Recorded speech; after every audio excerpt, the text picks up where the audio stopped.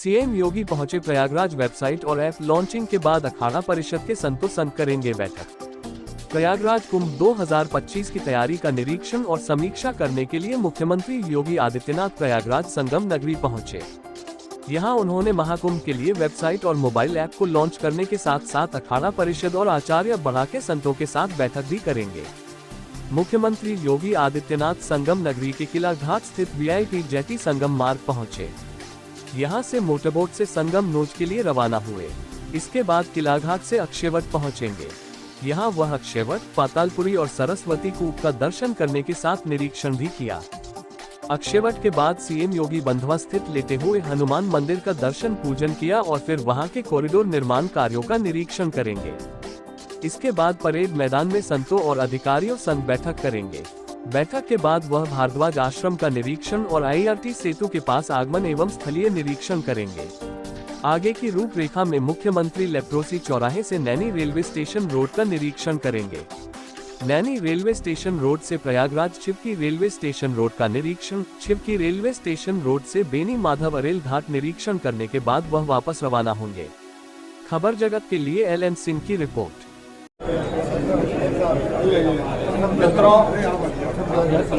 नीचे करो भाई, नीचे सही। मैं आज की इस मीडिया ब्रीफिंग में आप सबका स्वागत करता हूं। आज यहां पर हमें दुनिया के सबसे बड़े आध्यात्मिक और सांस्कृतिक इवेंट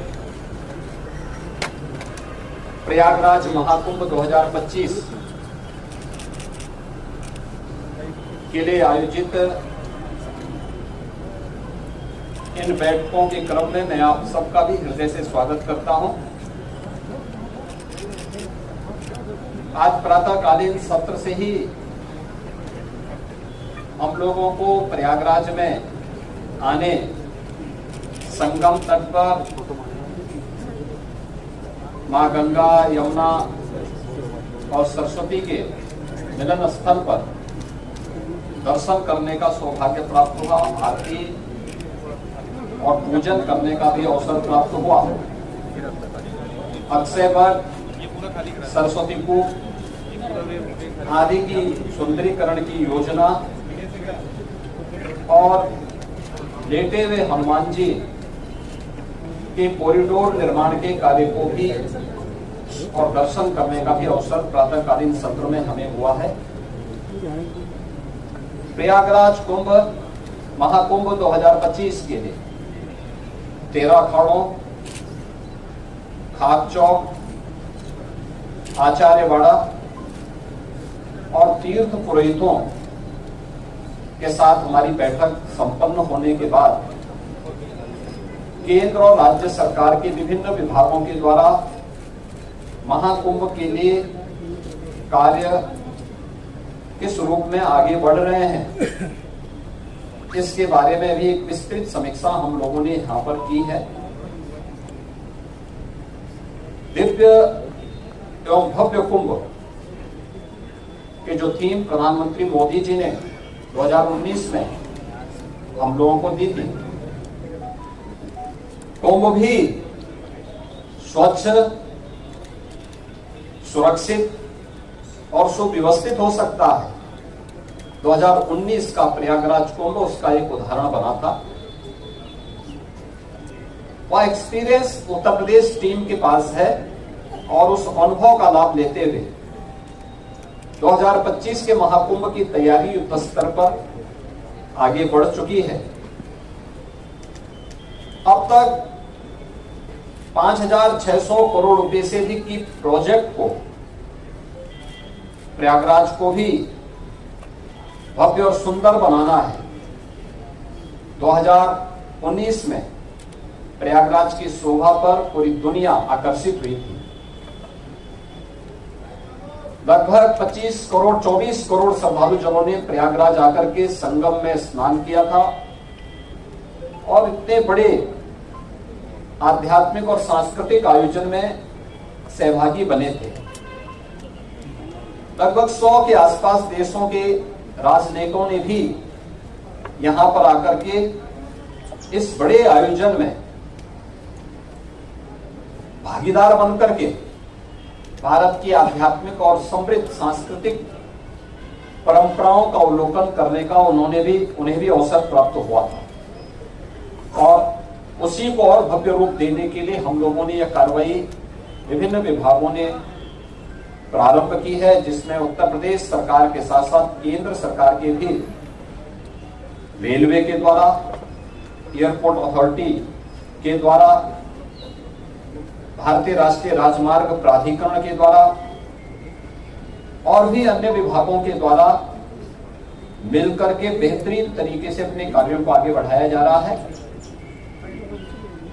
यद्यपि जब कुंभ का आयोजन होता है तो समय संगम में जल का जो स्तर होता है उस समय लगभग ये 8 से 10 हजार क्यूसेक वाटर वहां पे होता है।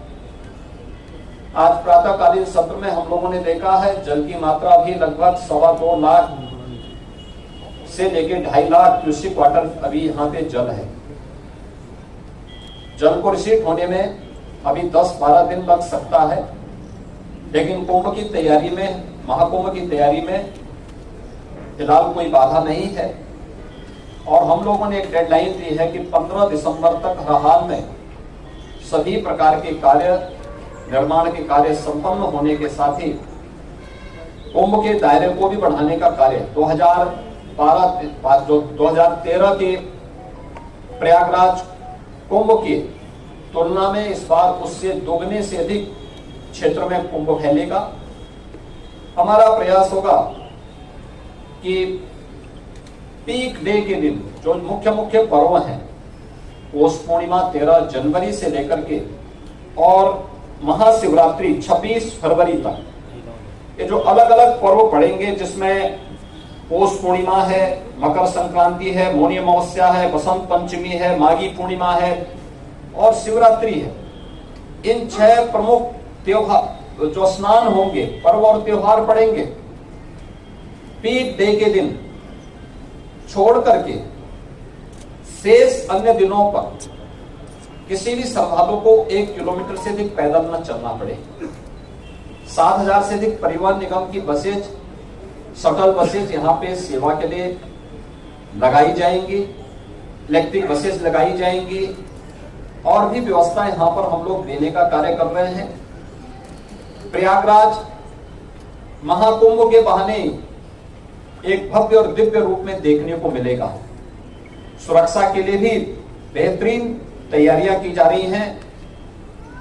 आर्टिफिशियल इंटेलिजेंस के टूल्स का भी इस्तेमाल किया जा रहा है और कहीं भी किसी भी प्रकार की कोई असुविधा नहीं होगी। जीरो प्लास्टिक के लक्ष्य को लेकर के प्रयागराज कुंभ को हम लेकर के चले हैं। जीरो लिक्विड डिस्चार्ज, किसी भी प्रकार का सॉलिड या लिक्विड डिस्चार्ज मां गंगा और यमुना में उस दौरान न हो, इसकी तैयारी। और जितने भी ड्रेनेज सीवर हैं, ये सब तब तक टेप हो चुके होंगे या एसटीएफ में इन्हें डाइवर्ट करके या बायोरेमेडिएशन की पद्धति के माध्यम से हम उसे शुद्धिकरण से ही उससे डिस्चार्ज करेंगे।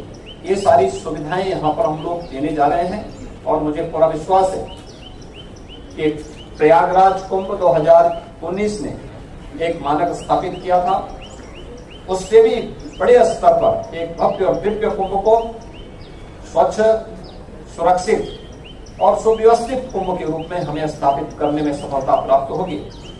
यहाँ का लोगो था, उसी व्यवस्था को आगे बढ़ा करके प्रयागराज जो महाकुंभ प्रयागराज 2025 का लोगो आज जारी हुआ।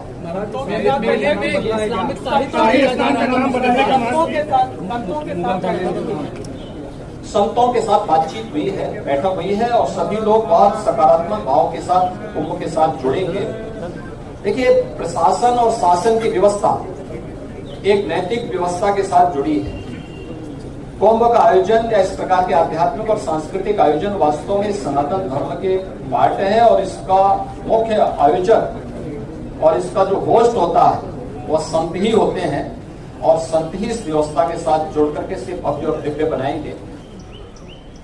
इस संबंध में मैं आप सबका भी आह्वान करूंगा, 2019 के कुंभ के, प्रयागराज कुंभ के लिए की सफलता में आपकी भी बड़ी भूमिका थी।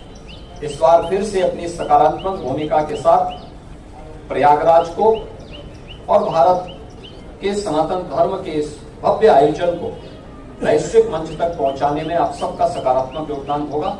आप सबको मैं एक बार फिर से धन्यवाद देता हूं, आपका अभिनंदन करता हूं। बहुत बहुत धन्यवाद।